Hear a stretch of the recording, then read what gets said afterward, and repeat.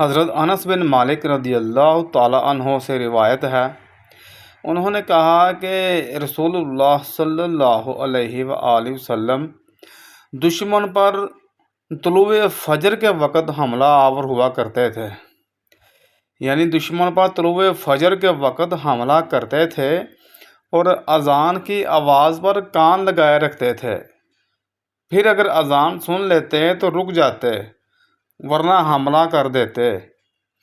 ایسا ہوا کہ آپ نے ایک آدمی کو کہتے ہوئے سنا، اللہ اکبر اللہ اکبر، یعنی کہ وہ اذان دے رہا تھا۔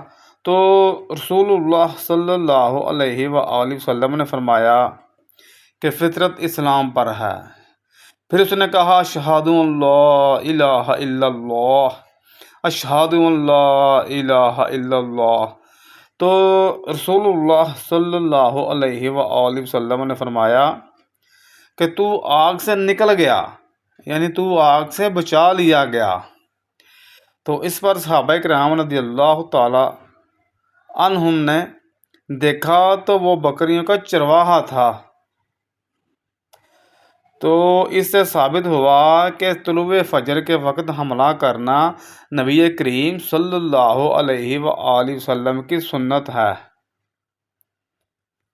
اللہ اکبر، اللہم صلی علی محمد وعلی آل محمد۔